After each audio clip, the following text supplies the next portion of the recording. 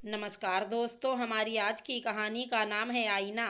प्रियंका आज और दिनों की अपेक्षा और जल्दी हाथ चला रही थी। उसकी सास सुषमा और ननद रजनी ये सब देख रहे थे और बातों ही बातों में ताने भी मार रहे थे।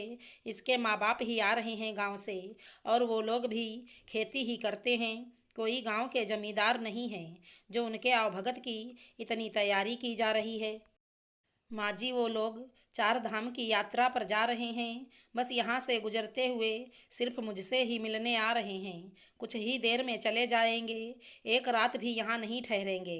हाँ, तो कौन सी अनोखी बात है। बेटी के घर का तो पानी भी नहीं पीना चाहिए। माँ जी, गांव के सरकारी विद्यालय से पढ़ाई हुई है मेरी।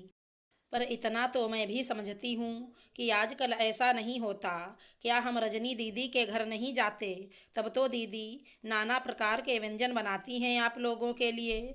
रजनी से क्या मुकाबला कर रही है अपना?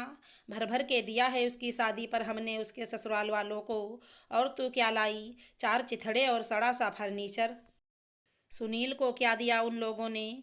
धागे सी चैन और पतला सा छल्ला। और हम सबको तो चांदी में ही निपटा डाला। उफ माँ जी, खेतों का अंबार नहीं है मेरे पिता के पास, जमीन का टुकड़ा भर है। मैं तो सोचती हूँ कि ना मैं होती और ना ही मेरी वजह से बुढ़ापे में उनकी कमज़ोर कमर और झुकती। मेरी जगह अगर बेटा होता तो कम से कम आज अपना जीवन तो शांतिपूर्वक बिताते। यूं सब बेच बाच के सारी उम्र की यात्रा पर तो नहीं निकलते। भाभी को तो भैया ने ही सर चढ़ा रखा है, वरना अपनी सास से ऐसे कौन बात करता है। हाँ रजनी, मैंने ही तेरी भाभी को गलत और सही को सही बोलने की हिम्मत दी है। तू अपने घर में अविनाश को नहीं बोलने देती तो इसका मतलब ये नहीं कि सभी पति पत्नी का रिश्ता तुम लोगों जैसा हो। और माँ, आप ये इतनी ज्ञान की बातें जानती समझती हैं तो क्यों नहीं अपनी बेटी को भी थोड़ी शिक्षा देती कि सारा दिन मायके में पड़ी लगाई बुझाई करती रहती है। इसकी जगह अपना परिवार संभाले, अपने पति को इज्जत दे। अरे अरे, कैसी बातें कर रहा है। इस औरत का ऐसा जादू चला है तुझ पर कि अपनी माँ बहन को ही गलत कह रहा है।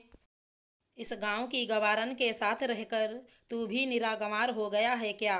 सुषमा जी बहुत क्रोध में बोली। गवार गवार वो नहीं होते माँ जो गांव में रहते हैं। गवार वो होते हैं जो अपनी झूठी अकड़ शान और अहंकार के चलते दूसरे को नीचा दिखाते हैं।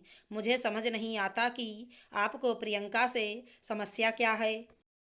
सुघड़ सुशील लड़की है, पूरे परिवार को इज्जत देती है, सभी की सुख सुविधाओं का ध्यान रखती है। और क्या चाहती हैं आप?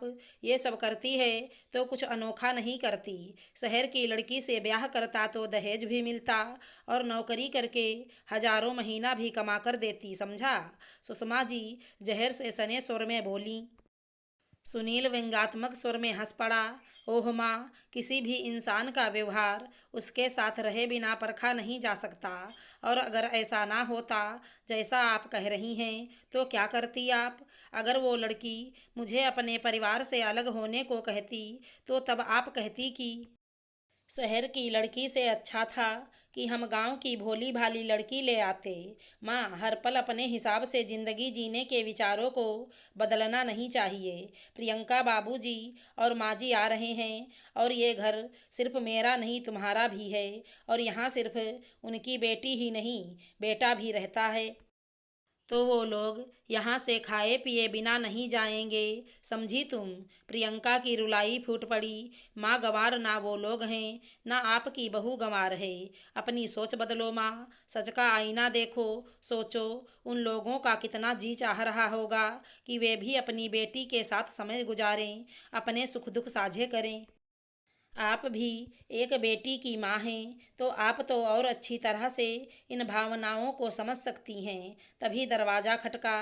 प्रियंका, दरवाज़ा खोलो, समधी समधन जी आए हैं। कुछ दिन अपने पास रोके बिना उन्हें जाने नहीं दूंगी, सुषमा जी मुस्कुराते हुए बोली। प्रियंका और सुनील भी एक दूजे को देखकर मुस्कुरा दिए। खोखले विचारों की धूल झड़ चुकी थी और उज्जवल विचारों का आईना सभी के समक्ष चमक रहा था। आशा करती हूँ हमारी कहानी अच्छी लगी होगी। धन्यवाद दोस्तों।